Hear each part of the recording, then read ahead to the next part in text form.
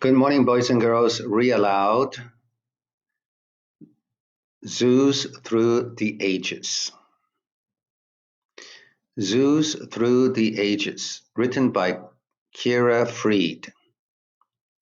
Table of Contents. Introduction, Captive Animals Long Ago. The First Zoos, Shifting the Focus. Zoos as Conservation Centers. Zoos Today. Conclusion. Glossary Index. Introduction. When you visit a zoo, do you ever wonder how humans began to keep other animals in captivity? Have you noticed that some animals are kept in small cages while others have more space to roam?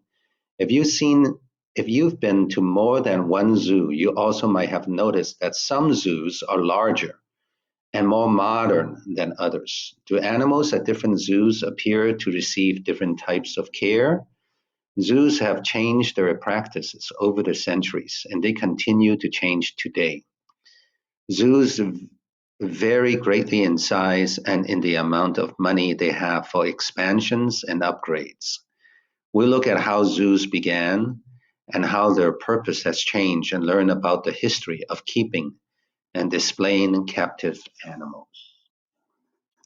The environmental design of modern zoos can provide opportunities to learn about animals and their natural habitats. Because the book is long, I'll read about 2 more pages and you picked your favorite part of the book. Talk to your family member. My favorite book is, okay? So 2 more pages. Captive animals long ago. Most of the great civilizations have kept wild animals on display. Long ago, only kings and other rulers could afford this privilege, so keeping animals became a symbol of wealth and power. Animals were given as extravagant gifts similar to gold and gemstones. Rulers kept these exotic animals for their own enjoyment. So cages were designed for easy viewing, with little regard for the comfort and care of the animals. As explorers traveled around the world, they discovered animals they had never seen before. They often transported these animals back to their homelands, along with other treasures such as spices, jewels, and silk. Do you know the renowned conqueror Alexander the Great, 356 to 326 BC, kept a variety of animals, including bears, monkeys, and elephants. He left his collection to King Ptolemy the First of Egypt. The Greek philosopher Aristotle spent time observing the animals' behavior out of curiosity.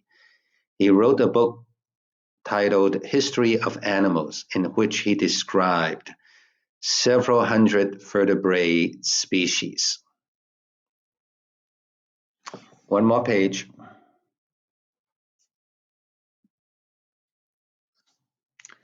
The Romans were known for their use of animals for what they considered popular crowd entertainment, and what animal rights activists today would consider incredible cruelty. Roman leaders orchestrated fights between wild animals such as lions and bears, as well as between gladiators and these animals. Countless numbers of animals died in what are now thought of as spectacles of torture and cruelty. Many of these animals were caught in the wild, while others were bred in captivity to ensure a steady supply for these brutal displays of ferocity and strength. Audience in ancient Greek Rome considered deadly fights between captive animals or people to be sport.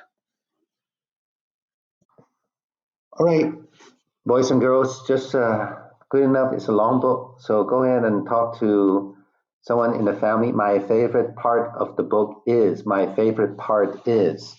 Then take a picture of that that page, upload into Google Classroom, and see you later.